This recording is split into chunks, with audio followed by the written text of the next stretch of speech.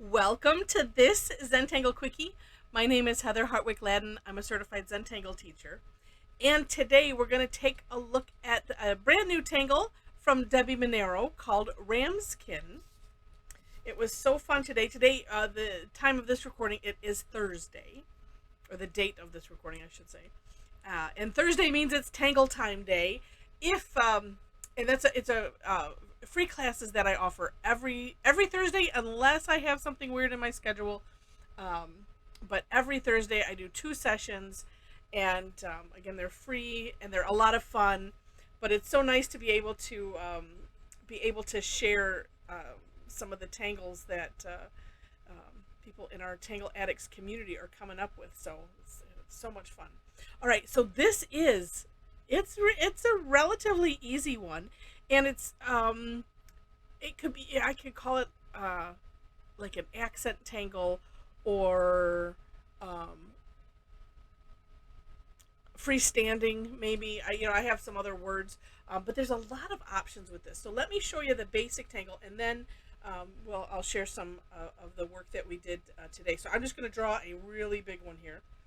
Starts off with a seed, and the seed is drawn by doing a curved line going one direction, and then you can either draw it underneath, or like I'm going to flip my tile, whoops, and not do a little extra line. Let's see if I can get that to line right in there. Oh, sure, yeah, look at that.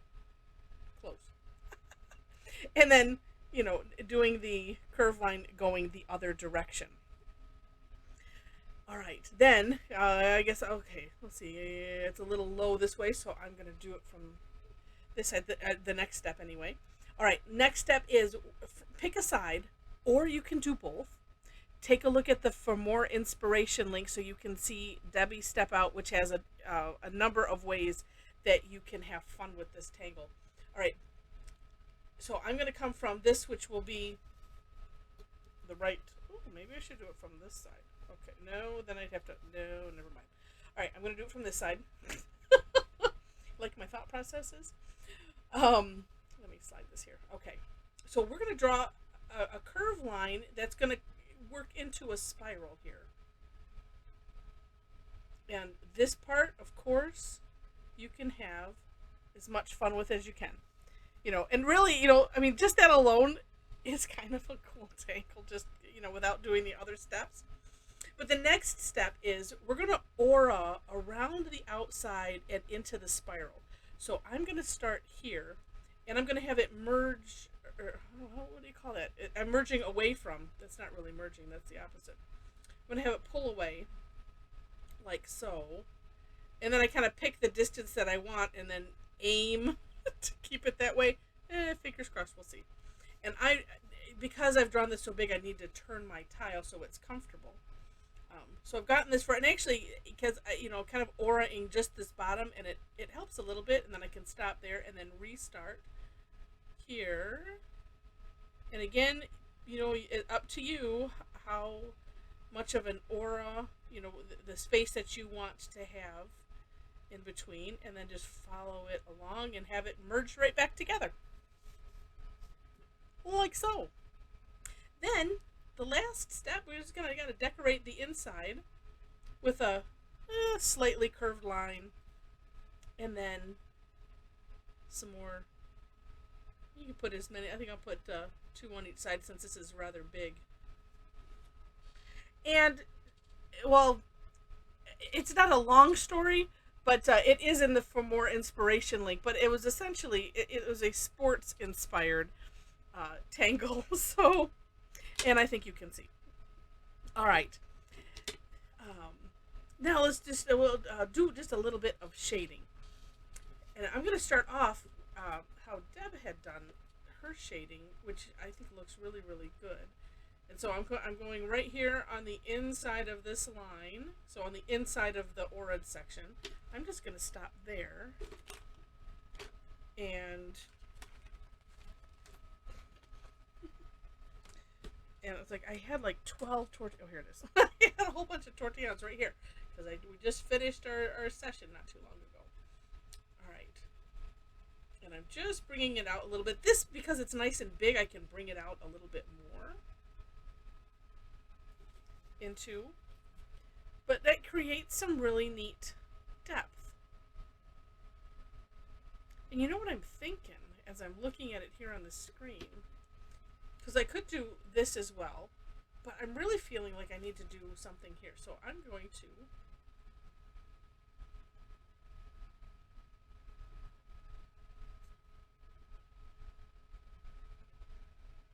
we'll just see what that looks like. Now, of course, you can have a whole lot of fun with this. As I mentioned, in the For More Inspiration link there, take a look at that and see what Debbie did with hers. Because like you can use it like this, just by itself, you know, or clustered together. You could use it as a border tangle. She added, I'm trying to remember where she added the stem, and you could make it kind of like a, you know, like a plant. But that's what's kind of fun about this. And then in her last one too, the CI Bop is fun because, oh, and I like that shading, because you kind of left being able to be super creative and being able to take this in a number of different directions. And so it's just a neat way to exercise the creativity. And I'm deciding, do I want to put some underneath? I don't know. Don't want to do too much. I'm just going to put a little what's left on my tortillon right here. Oh, that kind of helps a little bit.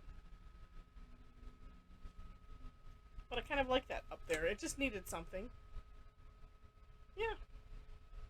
But yeah, so that is essentially it. Really neat, relatively simple, and tons of options.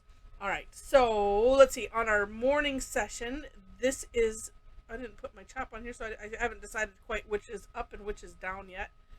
Maybe I have no idea which way I've decided to make it go, so I'm just going to turn it little bits here and there. Now, we paired it with,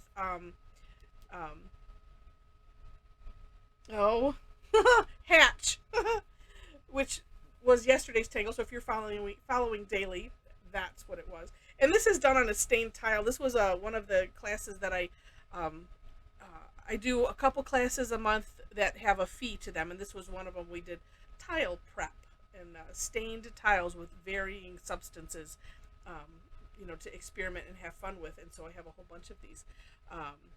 And what's, you know, let me just, as an aside, what's fun about doing something like this, so these little dots, I mean, they were all here, and I just used this I did with a gray micron, and just outlined them and made them, and put a little shine with the white jelly roll, and made them look like bubbles. It was just really, really neat.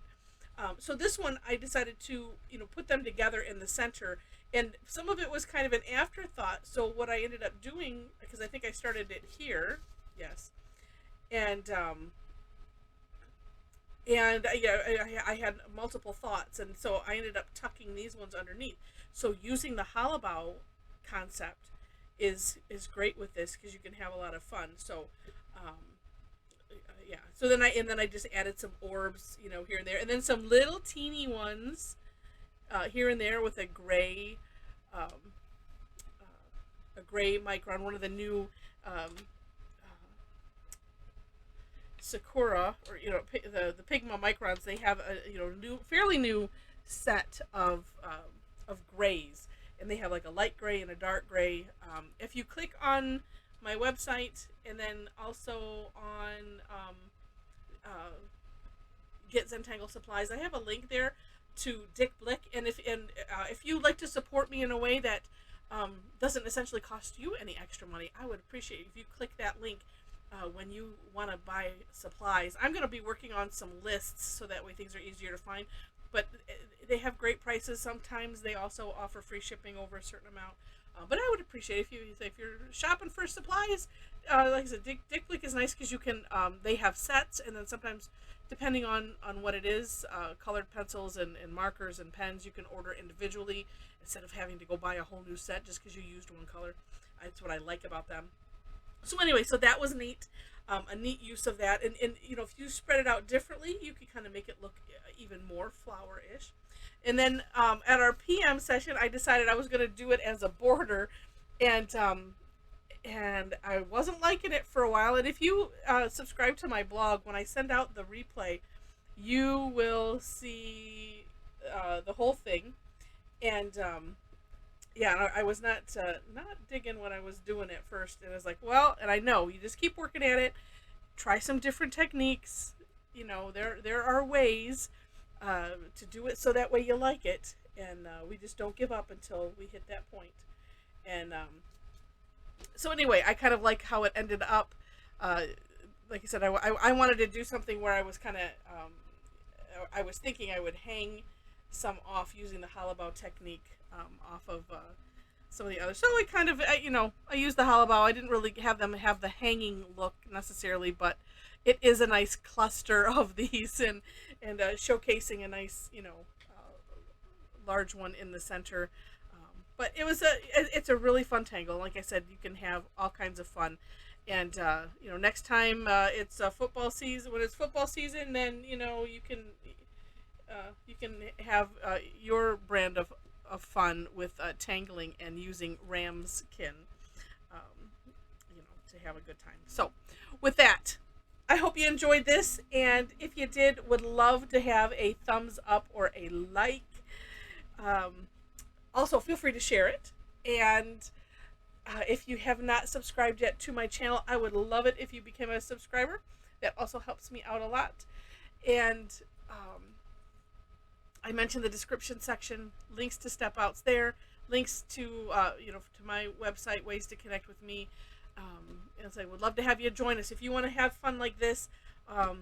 Again, I do it weekly, and I pick a tangle or two. Sometimes like this, if it's relatively simple, we'll pair it with something else, and you don't have to follow exactly what I'm doing if you like a different tangle. This one actually is Stir It Up that I put in the background of this one, but we like to have fun and just expand our creativity. So would love to have you join us. All right, and I think that is it. Yes, it is. So with that, thanks so much for watching, and I wish you happy tangling.